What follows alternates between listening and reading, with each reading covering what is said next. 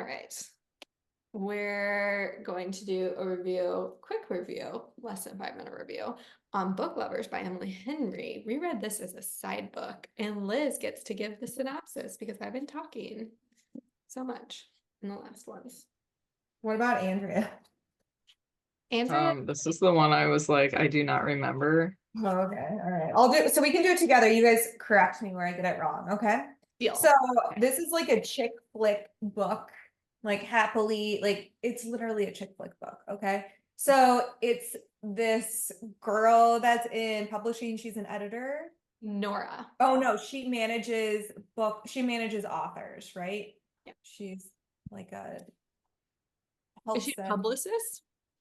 Oh yeah, you're probably right. Yeah. So it's like a palate cleanser book in my opinion. But anyway, there's this girl named I don't even remember. It doesn't Nora. matter who the name is. What? Nora. Nora. And she runs into this guy, this book editor, like a couple years ago, and they have this like chance encounter, right? And he passes on this book that she's pushing for one of her authors, and it ends up being a big hit. And she runs into him later when she's on vacation with her sister to the town that this book and like famous series is set in. And she runs into him, and it turns out he's from there. And so they keep running into each other, and it's this cute little story about how they get to know each other and meet and date and all this fun stuff. It's not really a spoiler because I feel like you could just guess that this is what happens. So they're very different types of people, and so it's just fun to see how they interact. What, Madeline? I was just gonna say that this is a very predictable book. Like, I feel like you start reading it and you know within the first 20 pages exactly what's gonna happen. There's no real big plot twist or curveball, nothing.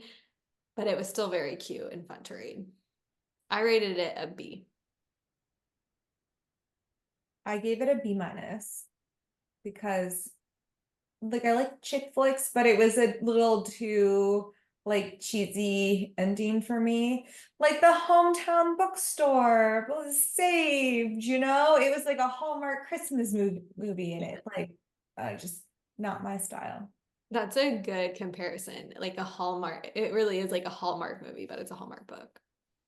Yeah, it's set in like a storybook, like little town, right in the middle of nowhere, but they have this like these awesome, cute little shops. And like I guarantee you, like little towns, middle of nowhere, can't afford, don't have the infrastructure to support all those cute little bakeries. Like makes me They have mad. such a like little cute community, like where everyone helps everyone. And I mean, I guess that could exist. But like just that Hallmark kind of feel of, oh, the community comes together. I know. I didn't like that part. I didn't like the community coming together and helping each other. It was dumb.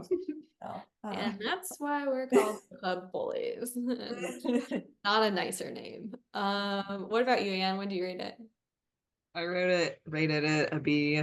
I hated how the sisters called each other sissy. I Yes, wrote that in my journal. I thought it was really weird. I don't like that. Other than that, yeah, it was like a light reading. I like the romance part of it. I thought it was a palate cleanser for me, like a quick light read. A little bit rom-com, very Sweet Home Alabama. Like yeah, it is like Sweet Home Alabama. You guys read her other one, People We Met on Vacation. Did you like this one more or less? I like this one more. I wrote that too. I think I like the other one more. Oh, you We guys disagree. you're not saying the same exact thing. Isn't that weird?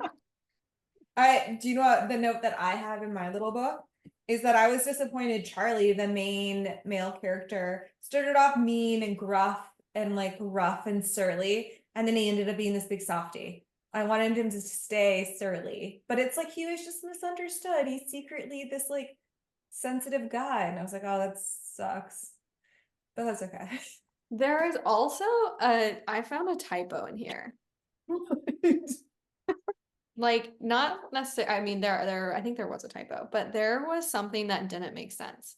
You know how she spoke briefly, we got to go to Bookclub in a minute, but I'm gonna finish this.